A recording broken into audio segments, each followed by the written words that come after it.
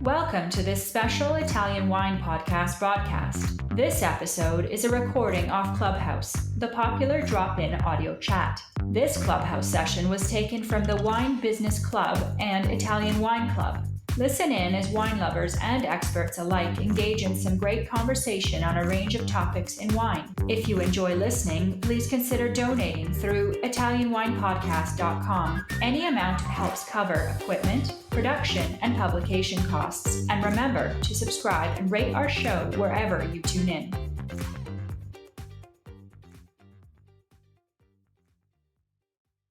Ciao ragazzi, hello everybody. My name's Stevie Kim and this is the Italian Wine Club on Clubhouse. Today's call is with Valeria, my Russian friend who lives in Bordeaux, Tenison, who Ciao, will be Stevie. the host. Ciao. Ciao. I saw Valeria, of course, in Etna. It seems like years and years ago, squillions of years ago. And she will be interviewing Julia. I thought it was going to be Carolyn. Hi, Stevie. No, it's me. I'm Julia here. Are you sure you guys are not playing a trick on me? Switching each other. Okay. What's going on with your sister? Carolina, she's at home at the moment. Yeah, so I know she's married, she has a baby, she has a house on top of the... Exactly. So as Valeria is from Russia, Carolina told me about Valeria, and so I wanted to do the interview as, we're a family estate, so basically we do everything together, but not everything, and we have separated our markets. And in terms of sales, and so as I am doing Russia and exports in general, I am also doing the interviews with, Great. Well, welcome, Julia. Welcome, Valeria. Thanks. How's your mom? Is she still running around without any socks? Yeah, she's like running around every day. Like she cannot sit. I sometimes get really angry at her and say, can't you just sit down for a second? Yeah, I thought she retired. She was supposed to have retired, right? Yeah, she did actually. But it's, as I said, it's a family estate. So she's retired, but she's still running around. Yeah, exactly. Yeah.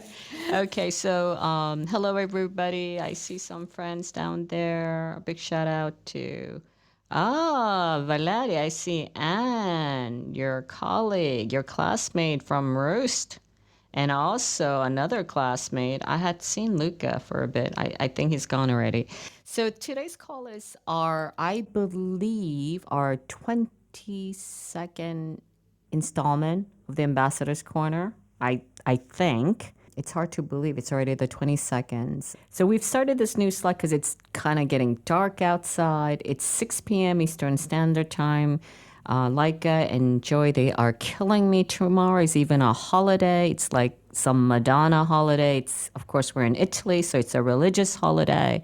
And then we did a call yesterday, and they're making me do a call today. And I believe there's even another call on Thursday. So, yeah, I think she says it's the 21st. Okay. So it's the 21st installment, not the 22nd. You know the drill by now, right? What happens is we do this call, and now you can actually replay directly on Clubhouse. It's a new feature. But we will be also replaying on the Italian Wine Podcast so that we can try to get out all this lovely conversation out to many people as possible. You must know that what we do here at Italian Wine Podcast it's just labor of love from me, Joy, and Laika, and the entire gang, including the entire Italian Wine ambassadors. And today, speaking of which, it's Valeria Tenison. She is one of the smartest women I know. As a student, and she is a high-achieving type of very competitive woman, and she's now living in Bordeaux, but she is also, of course, our Italian wine ambassador. She's actually from Russia, and she has lived and worked in many, many countries throughout Europe and Asia. She is a somm. I believe she won some kind of I remember the best female somm or something, right? Right, Valeria, do you want to open your mic? Yeah, What was that title the exactly? best female sommelier Russia 2018. In Russia, we are very sexist, so we have female and mixed competition. So Seriously, is that still going on? It's still going on, and actually it works really well because the latest competition we had in Russia, there were 3 girls in the final. So I think that's also due to the fact that once we started the female competition, and that gave really the girls the push to compete better and compete more. So I'm pretty sure, like, if you had a blind tasting with also the male winner, that at the time you would definitely win. I would bet all my money on you. Well, it's not only about the blind tasting, it's also about the nerves, about how you perform on the stage. So, I mean... Yeah, you're like the ice queen. I'm sure you'll win. Well, I'm very nervous when I perform, so I need to practice that. So listen, I'm pretty excited that you've chosen Julia Walch as your winery. And in the past, couple of months back, I had actually done a call with Carolina and also Diego Bozzoni, but I don't know where that recording went. So I'm really, really excited that you've invited them back. But why did you choose Julia Walch as your favorite producer? Well, I did several harvests in Europe, in different parts of Europe, and I know how difficult it is to work in the vineyards, in the winery. And I really admire people who, especially women, who really choose this profession. So I think that everyone knows Yelena Valk is the estate that is run by women. So I would really love people to know about their courage and about their dedication. When was the first time you had tasted or you found out about Cantina Elena Valch? Actually, I worked with the wines in Russia when I was a sommelier. I had a Gewürztraminer from Yelena Valch in my wine list. Honestly, Gewürztraminer is not my favorite variety, but I had 2 Gewürztraminer in the wine list. One was from Yelena Valch and another one was from Trimbach in Alsace. And I think these are both very good examples of this aromatic perfume style of wine that many Russians enjoy, actually. So this is how I first met the winery. But just out of curiosity, what are the main differences in terms of tasting notes? The one from Trimbach and the same words from Trimbach and also Elena Valch. I think the Italian Gewürztraminers are always drier because in Alsace they really love sugar, and you have a lot of residual sugar sometimes in Gewürztraminer.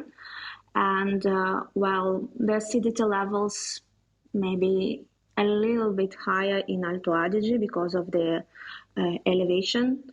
Yeah, but I mean, the sugar for me is the main marker. Okay, very interesting. So as the tradition holds here at the Ambassador's Corner, we would like to communicate in advance what our learning objectives are for the call. So what are they for today? So I think the learning objectives for today are to learn more about Alto Adige as a region. I really think it's still under the radar when we talk about Italian wines. And I'm not sure that everyone here in the room knows that Bolzano, the capital of Alto Adige, is one of the hottest places in Italy. Sometimes it's even hotter than Palermo in summer. So we are going to learn about the grapes and soils and, of course, about the people of Alto Adige. And I think it's really important to the people that make wine. Okay, great, fantastic. So now, Valeria, you can just take over to you while I go fetch a drink. Then I'll come back if there's any time in the end for Q&A. Okay? Thank you, Stevie. Ragazze. So thank you, Stevie, for the great introduction and great compliments. I know how generous you are normally with the compliments. So let me introduce Julia Walch. Hi. The representative of the winery. Hi, Julia. Ciao. Ciao, Wie Valeria. geht's? Come stai? Wow. All the languages. Look at that. Yeah. I speak several languages. So good accent also, by the way, I saw. Thank you. We keep to English today. So let me introduce you a little bit. We have actually a lot in common. I'm really, really excited. So you are born in 1986, my vintage as well. You are the look at that. oldest daughter of Yelena Walch, and you run the family estate today with your sister Caroline. Then you studied history in Toulouse and Brussels. And then you completed your education with a master degree in wine business in Dijon, in Burgundy. And then some working experience in Bordeaux, where I live now. So in 2013, you turned to the family home in Tramin and started working at the family estate. Great. So will you mind telling us how it all began? You are the 5th generation of the company. So we would like to hear more about the history. So first of all, thank you so much, Valeria, for inviting us here. It's a real pleasure to be back. And thank you for Stevie also for having me. And so actually, yes, you said about more or less everything about my life so far. And so I was growing up actually directly with my sister Carolina here at the winery. And this has a huge impact actually on children and on people in general. So I remember being a child that I would listen to the sound when the barriques were cleaned, for instance, and rolled around in our courtyard, or when the tractors, when the grapes were coming in, and you live the winery actually. And obviously the winery, our estate was and still is like part of the family. So even when we were smaller and children, our parents would talk about it at lunch every day. And so it was just having as another brother or sister, which our parents were talking about. But then, when I was growing older, then I was always saying that I will never do what my parents are doing. And so that's how I went to France and I studied history in Toulouse. And then in Brussels, I actually studied European studies, which was more like politics and economy. But then, growing older, at some point you also realize that you have to take a decision, because until then I kind of was like the child of the winery, or I was part of the winery, just being a family member of it. And then growing older, I realized that that's not going to be that way forever, because I'm going to be a grown-up at some point, and I will be either in the wine world or I won't. And so at that time, I actually already had started to do like wine classes. Also in Toulouse, it was like evening classes about the wine world in France. It was more like a fun thing for me to do. And in Brussels, I started to work at wine fairs for not our customers, but for like just other importers and presenting the wines.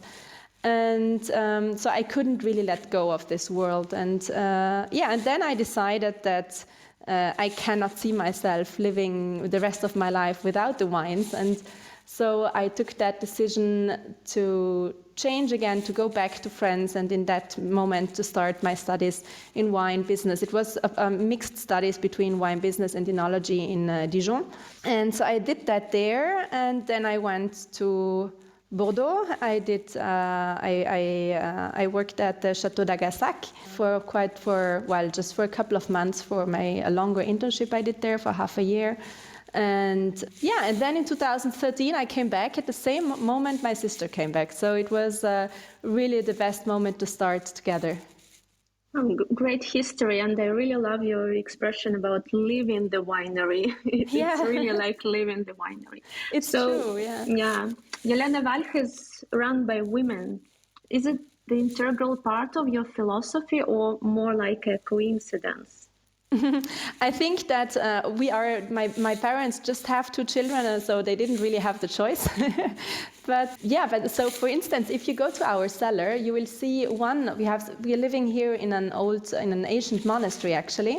So we have many historical cellars we're working in, and one of them, one of barrique cellar, which has also some hand-carved barrels, like 20 hectoliter barrels, and they are hand-carved, and each barrel has the initials of all the male newborn babies in the family historically since 150 years. So the woman never got any barrels, and I guess that if my ancestors knew that today it's 2 women, they would probably, in German you say, they would turn around in their graves, so they wouldn't be really happy about it. But, you know, nowadays the situation is different. My mother, she married into the family 30 years ago. And that was still a situation when Alto Adige was in a very different situation of winemaking, more on Schiava, wines in bigger quantities for the German, Swiss and Austrian market. And so she brought new ideas into the region, and she was an architect by then, and told my dad that if he would let her doing some different things on some vineyards, that she would try to produce a different style of wines together with enologists. And so she was always looking at those vineyards, and she was an architect, so she was used to create things. And so she started actually to produce high-end wines and to obviously change the whole aspect of winemaking in that moment. When going towards quality, you know, the things are always the same. It's reducing the quantity, it's doing green harvest, it's replanting the vineyards also. So that was a big work away from the pergola system to the guyot.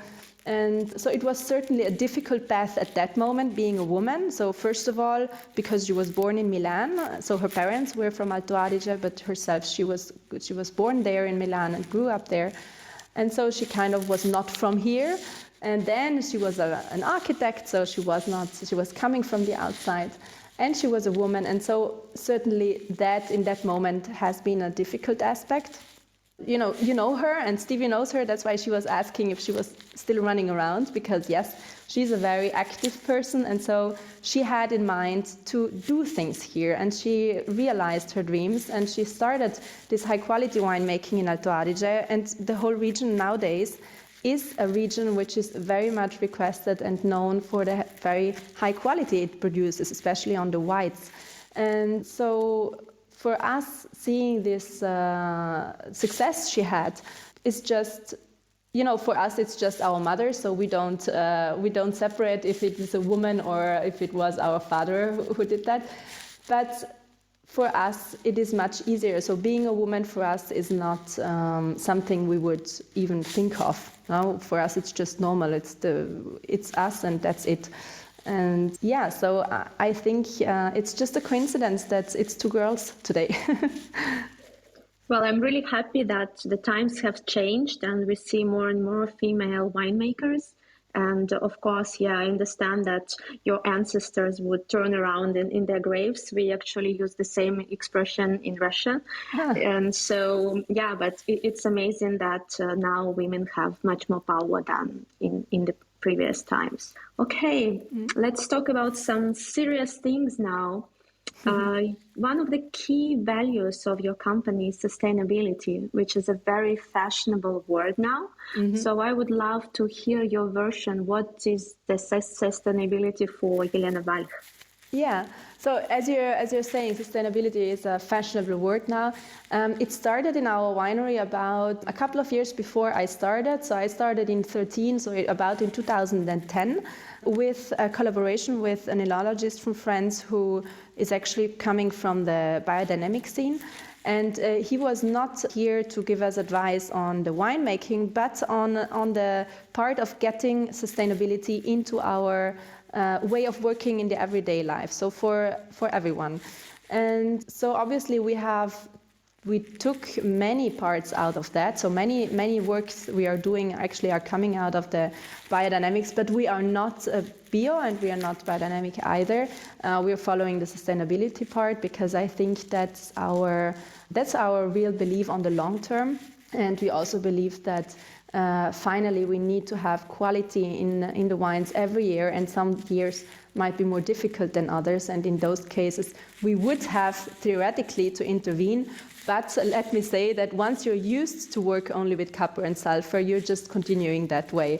And so, but still, we have the freedom of taking our decisions. But yes, so sustainability really became a very concrete part of our everyday life. We are having very regular meetings about what we could add also and what we could introduce as new sustainable works in our everyday life.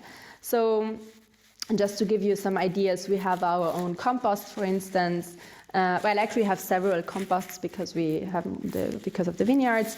Then we are not using any herbicides since many years already. We are seeding legumes, so in spring the vineyards are beautiful with all those flowers.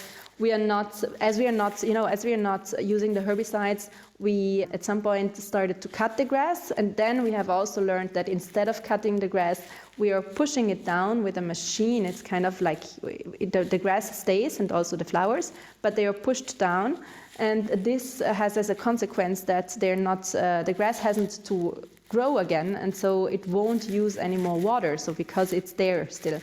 And it's also building it's kind of a carpet, and so it's a new habitat also.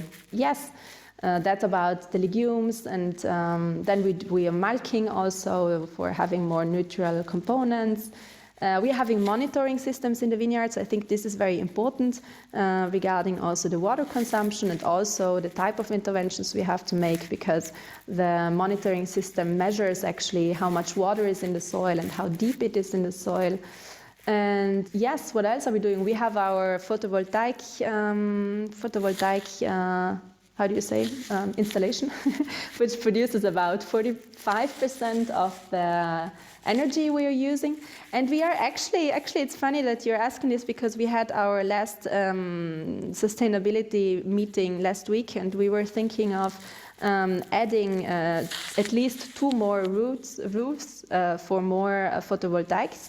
And so we are now focusing on that, and we are going to we have contacted now several companies in order to get CO2, a carbon footprint, and to calculate that on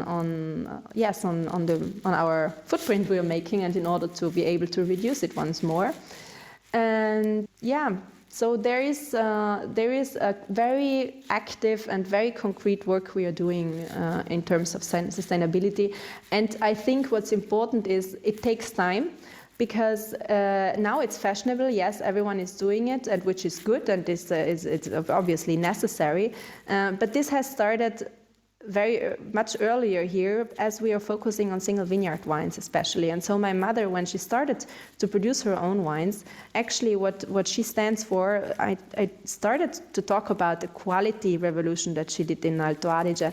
But then what her actual identity is are those 2 single vineyards that we have today, and today they are certified as Vigna, and they are Castelringberg and Castellaz. And so as a family estate, obviously, we have the possibility to focus on single vineyard wines. And I think that you need to work in a sustainable way in terms of producing high quality on single vineyards on the long term. And so I think that sustainability for us is also necessary for the type of wines we want to produce. Thank you very much, Julia. It's really interesting, and I think photovoltaic for your region is something that you need to use with the amount of sun that you have. And I actually advise our listeners to go to your website. You have so much interesting information about your programs, and it's really worth reading and really worth exploring. Thank you. Thanks. Yeah, we are trying always to put all our news on the website. And so in a couple of months, there is going to be the next news regarding the CO2 and the carbon footprint. We are also changing our glasses for the Selezione ranges. We did change it already a couple of years ago in order to have lighter glass. And we have now also, like a couple of days ago, decided to change it again. And so to go now on 410 grams for our Selezione wines, so for the entry-level ranges. And so there is really a lot going on in terms of bringing in ideas, actually. How are your customers reacting to these lighter bottles? Because many people say, no, we cannot switch to the lighter bottles because our customers will not accept. They want, like for high ranges, for expensive ranges, they want these heavy bottles. What do you think about that? Well, it depends on, if they say the customers are not accepting it, it depends on where they start with. If they are already on a quite light bottle, then going even more down at some point, it would be maybe too light. It depends. I think we did, the first change we did, the switch a couple of years ago. And when I say a couple of years, it means like 10 years ago. I don't know the feedback because I didn't work at the estate then yet, but I think it went well, seeing our sales. And this year we're going to change it again. I think it's not going to be a huge change because, first of all, our glasses were, for the Selezione range was not heavy already, and we are switching now to the 410. You don't really feel it when you take the bottle. You would have really to compare them. And I think what's important also is to choose the type of glass, how the bottle is made, that it has like nice shoulders, a nice color of the glass also. So those things are almost more important when you look at the bottle than when you take it in your hand. But then we were also looking like at even lighter ones, and we felt them too cheap, yes. So at some point, so the 410 is for us a good, a light bottle, but not the very cheap one, because then they also get very thin when you have them in your hand. And we didn't want to have this feeling of having a very thin bottle, but yeah.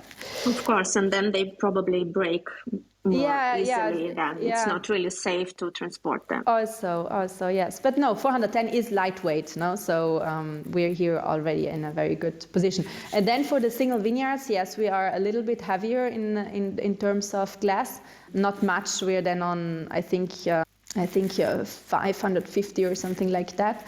And those wines, the single vineyard wines, which are more important wines, I think you need also to give them the importance in the bottle, which means that those are not heavy bottles. They're still like medium weight bottles, but they need to look nicer than an entry level range. Of course. And well, another hot topic that I really want to discuss with you is about PVs. And for those of our listeners who don't know what is it, the PV is the abbreviation for the terrible German word with its Pilzwiderstandsfähige, which means resistant to fungal diseases. So these are mostly grape varieties that are hybrids. So they were breeded specially to resist to the mildew and the oidium. And you work with one of them, which is called Bronner. Yeah. So what are the differences in cultivation, and do you think to plant more PVs? Because it's a topic that not all wine professionals agree on. Many are against PVs, but I know that the German-speaking world are really in favor of these varieties. So it will be great to hear your opinion. Well, first of all, compliments on your accent on this very difficult word. So you said it absolutely correctly. So yes, we have started to plant Bronner also about 8-9 years ago now, I think. And we did this all in our in our general overall program of sustainability. So we just wanted to try it. And so initially we had planted 0.5 hectare because we were thinking, first of all, we needed to check if it was true that they are resistant. And secondly, we also were afraid that we wouldn't be able to sell the bottles because no one knows the grape variety, or back then no one knew the grape variety Bronner. Nowadays, the PVs are getting more in mind of the people. And so we had planted this 0.5 hectare, and the wine is selling very well, and people are very much interested in what it is. And so we are actually nowadays on a good hectare. We have enlarged the surface, and we are also planning on, but just as a little surface, then we're having another one we're going to plant in front of Castelringberg. And so we are going to plant another PV there. We don't know which one yet, but we just wanted to try out something different. But yes, it's controversial because, and we don't know that either, there is a part of science which is saying they may be resistant now, but they may not be in 20 years, 50 years. Well, 50 years, then they would be too old anyway, or old anyway. But like they're saying, they might not be resistant forever, and that's maybe true also. So I think that the real solution on the long term, on the long run, I think it's not the PV. But for now, I can say that they are really resistant and you don't have to intervene at all. And for the rest of the work, it's completely the same as you're doing with the rest of the vineyards in terms of when I was talking that we're doing, like the leaf pulling, for instance, in the vineyards, or our bringing in the composts, or we're working this vineyard exactly the same as all the rest of the vineyards, also in terms of irrigation and everything. But they don't get any diseases. And So Bronner is quite interesting on that. We have here a stylistic which is in between a Pinot Bianco and a Sauvignon, I always say. So a wine which represents very much also the typicity of Alto Adige, actually. And actually it is Bronner is Merzling, which is like kind of a German smaller variety with Riesling and Pinot Grigio. No, and this mix makes more or less. No, that is more or less the basic of the Bronner. It's GM, and I wrote it down because otherwise I will forget it. It's GM 6494, basically the part. And yeah, so it's a very fresh, fruity, mineral-driven wine. I would say it's a wine which is to be drunk like in the first 5 years. So it's not a very complex wine, and it's not an aging wine, but it's a beautiful, fresh, fruit-driven white. And yes, we are having really a good success with it, and we are selling it here also at our own wine shop in the winery. And obviously, it's very nice to talk about it, and also during like vineyard tours to show it and to show the vineyard how it is doing, and it's incredible actually. That's very interesting. I recently was in Denmark, and there I tried the Danish wine from Solaris, which is also a PV, and I think it's a relative of Bronner because it also has Riesling and Pinot Grigio in the ancestors.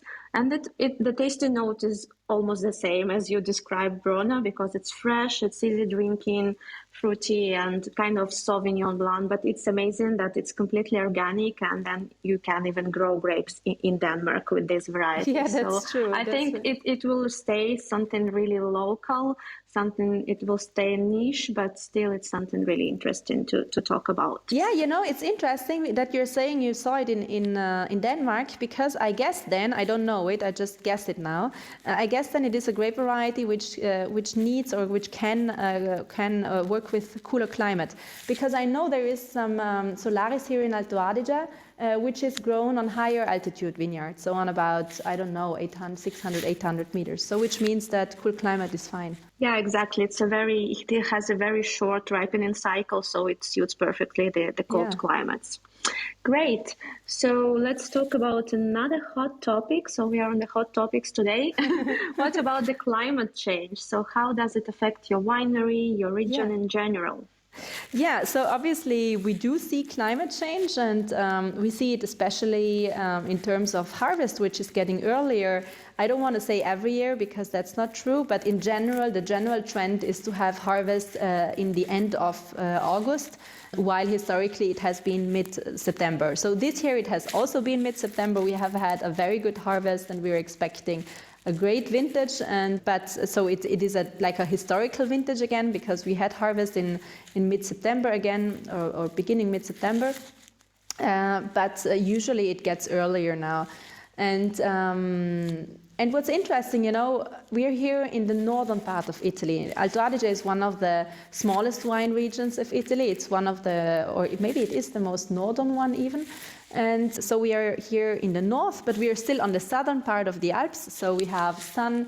As you said, it is a region which gets very warm during summer. And actually, when you have those heat alerts, you see like Bolzano, which is our capital city, and then the very south of Italy. So it's a region which gets warm in summer, but we also have the mountains. And so we are in the Alps, so we are surrounded by the Dolomite Mountains. And this has a huge influence, not only on the wine style we are producing today, but also on securing the wine style we are producing in the future. What I want to say with that is that, for instance, if you look at our winery, at our estate, we work with vineyards which start at about 250 meters of altitude, and we go nowadays up to 950. And this is also one of the reasons for that is also because of climate change. And we were starting to think, when me and my sister joined the winery, it was more or less at that moment, we were starting to look at vineyards in medium altitudes from 600 plus, 600 meters plus in altitude, in order to ensure this fresh stylistic also in the future, no? And in also to learn about how is it to work with vineyards in altitude. Now, 600 is a very good altitude to work with. It's not extreme, but then we have also planted this vineyard. It's 5 hectares big, and it's on 950 meters. So this is quite extreme now, and that's the first time a vineyard has been planted on this altitude. So it has been very different. There have been before that there have been cows on it. And so when we planted, we realized that there were rocks in it, which we had to transport away, and it was a lot of work. But it's a beautiful vineyard. We are here very high up. The grapes have fresh climate, and you have to think that that spring is starting later, and autumn is coming earlier. So basically, the period for getting maturity is much shorter than down in the valleys. And this is why it's so important to have a vineyard which is southern oriented, because you need the maximum of sun hours. And in the valley, we don't have so many sun hours because we're in valleys. So there is always eastern or western orientation, and a mountain in front also. So at some point you're in the shade. While on the mountain, there is sun all day long. And the wine style, yes, the wines have more acidity. And so at the moment we are blending them. So we have Pinot Grigio, a little bit just of Pinot Grigio. Then we have mainly Pinot Bianco and Pinot Noir on this altitude, and we are blending it for the moment into other wines. Maybe we are going to bottle it separately also in the future. We have to think about that. But I think what was important at that moment is also to learn how to work in those extreme altitudes, or what we can learn from that, but then mainly how to work in altitudes which are more classic, as 600 plus in general. And in order to keep this acidity, to keep the freshness, which corresponds so much to the Alto Adige wines nowadays, because in general, we have, when you look at Alto Adige wines nowadays, you always see wines with great typicity. That's quite typical for us here. Wines which show freshness very much because of the acidity, because of the mountains, because also in the classic vineyards at about, let's say, 350, 400 meters, you have very warm days, especially in the weeks before harvest. So that's why a late harvest is always good for us, because we have still very hot autumn weather during the day, and in the night the air from the mountains, and in the mountains it's already fresh, the air from the mountains comes down in the vineyards and cools the vineyards down.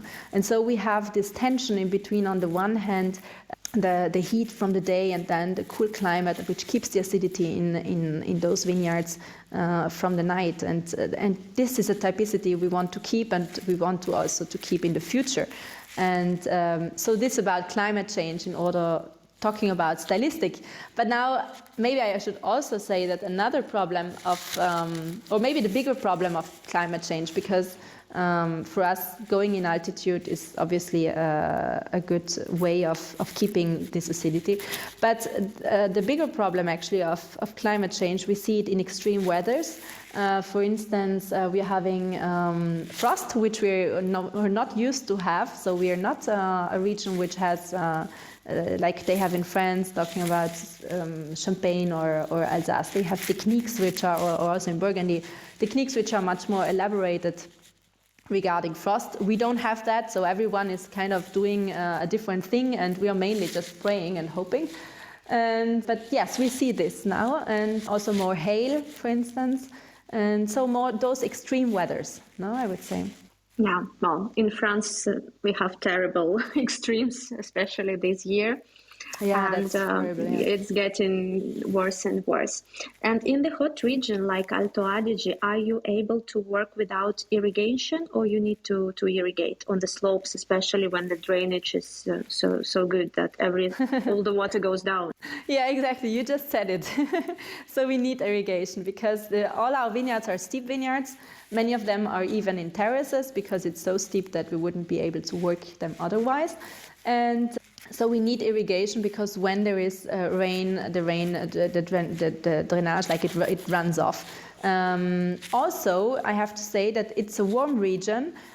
it's a warm region during the day, cool at night, but still it's a region which has enough rain. So the roots are not going as deep as in other regions which are more hit by drought in general. We are not hit by drought, so the roots of our grapes, of our vines, don't have to go that deep, which means that in periods when there is no rain, they need irrigation because the roots are not as deep. And this is why we installed, I said it before, drop irrigation? I just said it before and I forgot the word now. Anyway, like those, the irrigation with the dropping system, like? Drip irrigation. Yeah, exactly, see? Thanks. And I feel that I'm traveling much less now because of Corona and I don't have the right words anymore. And so we have this irrigation system which we need actually, so dry farming would not really be an option for us. And but we have, I think what a big intervention was the monitoring system. So we're now with the meteor system in the vineyards, we can monitor, as I explained before, how much water how much water the vineyards need and how deep the water is, which is there, the humidity. And so we can irrigate much more punctual. Yeah, that's great because water, of course, is also a great part of sustainability. Yeah, exactly. And so thanks to this system, actually, and also another system we have installed in our cellars in which we are reusing cooling water, we have in total reduced our water consumption for 50%. And that's a lot, I just have to say, because in a winery, you use a lot of water for cleaning especially, and also, in fact, for irrigation also. And reducing it for 50%, that's a lot. Said this, in Alto Adige there is a lot of water because of the mountains, no? So in general, we also have 2 fountains ourselves, and at the moment there is no need, there is enough water for now in Alto Adige, but we have to think of the future, and that's why we're reducing, and we tried to reduce the best we could, and I think 50% is a very good point, yes. Yeah, of course. So another great part of sustainability, I think, is people, is the people that work for you. And I would love to ask you, who are these people? Are they local? Are they permanent or seasonal? Because I think it's really important to know how the winery works in terms of personnel and person. Yeah, you're right. So we have about 35 people, fixed people nowadays. And they are all fixed in the winery.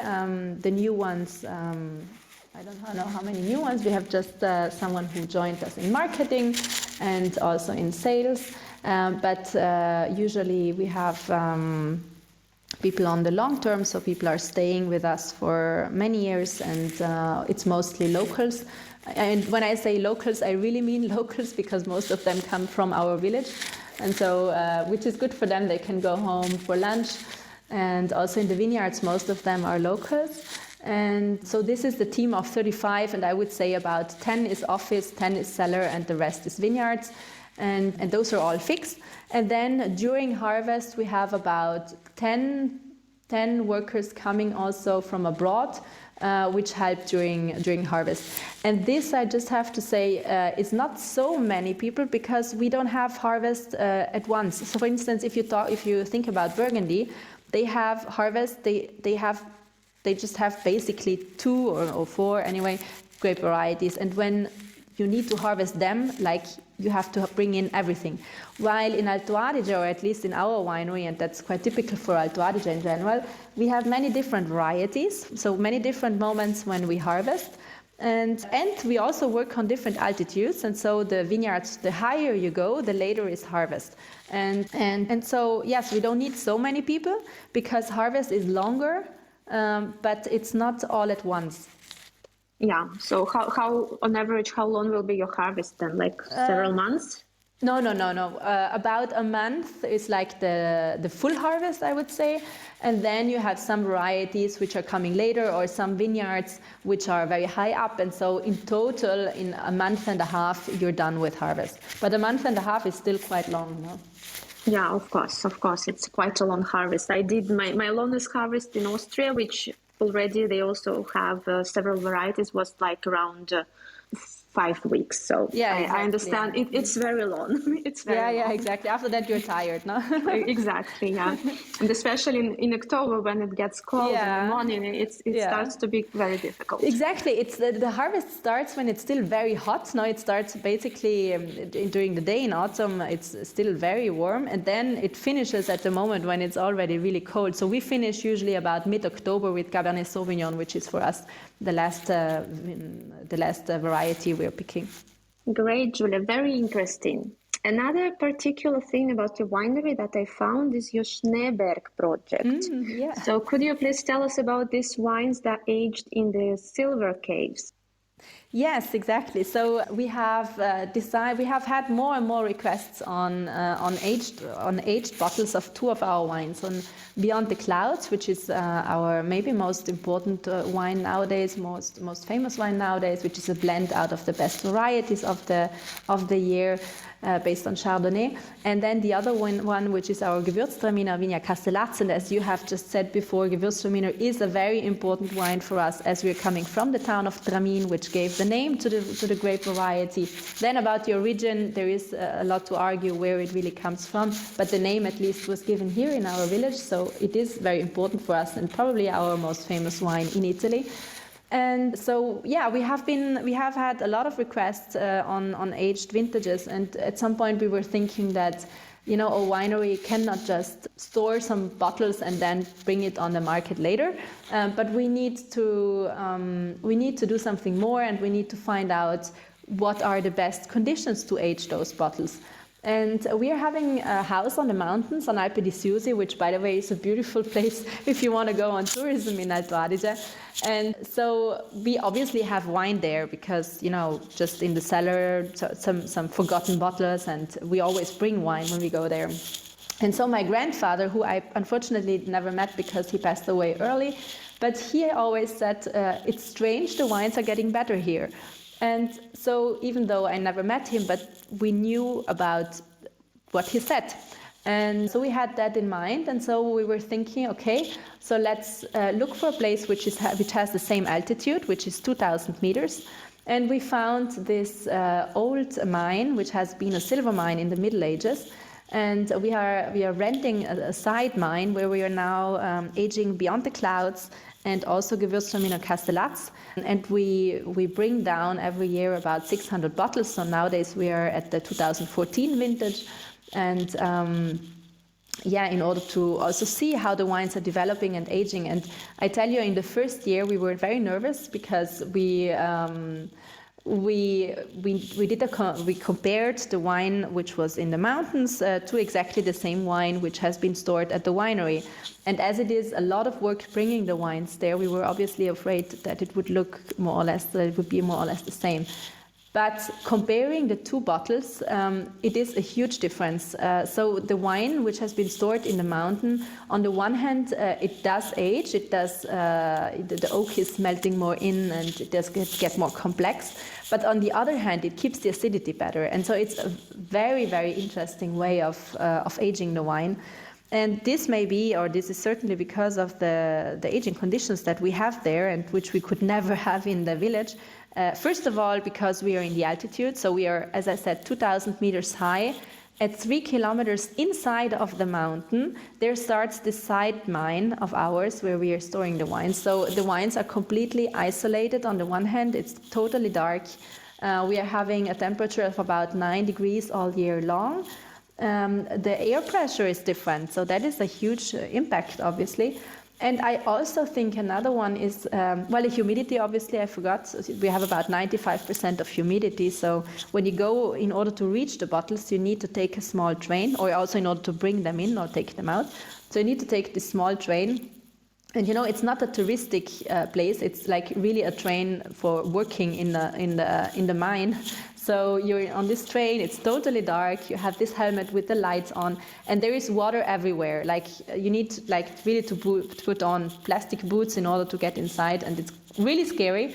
But it's perfect for the bottles which are there, because the humidity is very high, on about 95% And also what I wanted to say before is I think in the village here in the town, you always have cars moving around and or tractors, and so there is more vibrations, and the wine in the bottle will turn more inside. And on the mountain, it's called Snow Mountain, by the way, because it's usually closed and covered with snow, and there is just one moment in the year in summer when we can reach the bottles to take them out or to bring in the new vintage. And it's totally isolated, and it's usually covered, and so there is no vibrations. There's absolutely nothing there.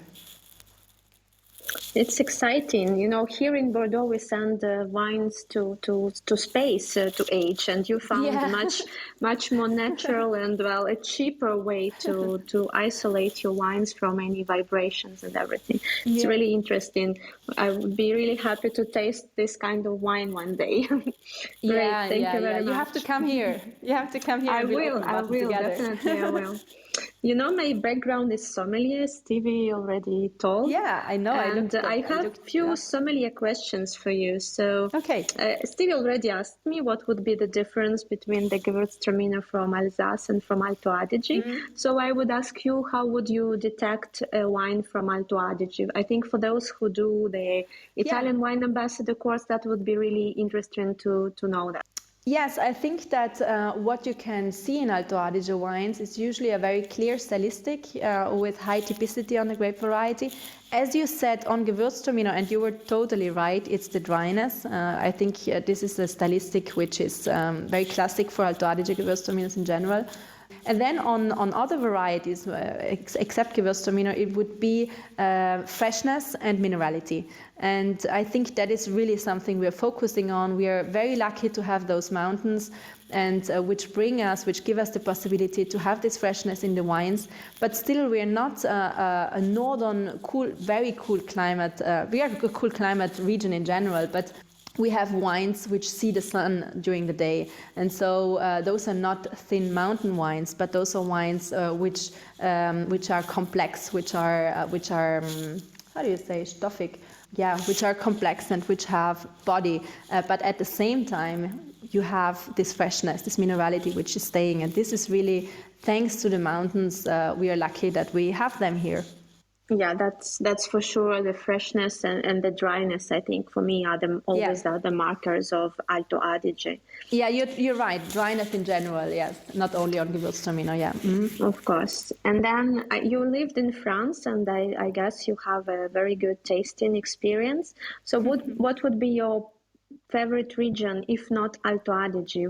Which wines do you like to drink when you're not at I think Burgundy, because I think it's really there where I have experienced more this. I mean, the single vineyard thinking, I had learned it at home already, because Castelringberg and Castellazzo, this was like the everyday subject.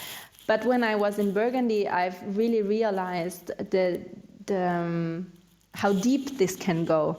And so it's still my favorite region, and in the beginning I was wondering how it can be that one plot next to the other would give such a different identity to the wines, and there is so much to discover, and this has influenced me very much, and I still love drinking those wines, and so I would say in general it's Burgundy, yeah.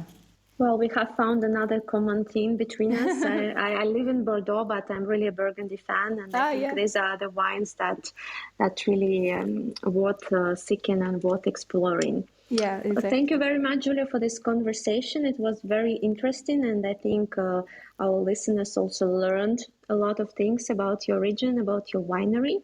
Thanks. And maybe I ask Stevie to step back, and if we have any questions from the audience. Yeah. Okay, that's my special effect towards the end.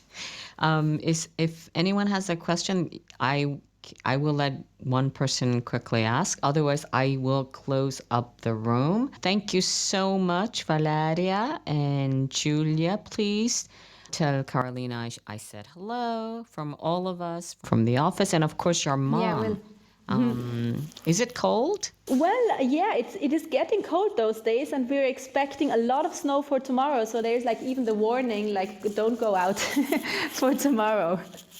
Okay, so I hope to see you guys very, very soon. Thanks again, and what a great conversation. We loved it, and we will let you know when we go on replay for this one. And just a shout out to community, Paul, Sue, Melissa, I see, Andre. Don't forget, on Thursday, tomorrow is Immacolata. It's some Catholic holiday. Yes, another one. So it's a national holiday. But on Thursday, we will be back with Andrea Ebby, our Canadian ambassador. And she will be having a chat with Patrick Uccelli. So that's it for now. Ciao ragazzi! Ciao. Ciao. Grazie. Bye. Thanks a lot. Sniff, Sniff, sip, sip. and spit. Once again, here we go. Listen to the Italian Wine Podcast wherever you get your podcasts. We're on SoundCloud, Apple Podcasts, Spotify, Himalaya FM, and more. Don't forget to subscribe and rate the show. If you enjoy listening, please consider donating through ItalianWinePodcast.com. Any amount helps cover equipment, production, and publication costs. Until next time, cin cin.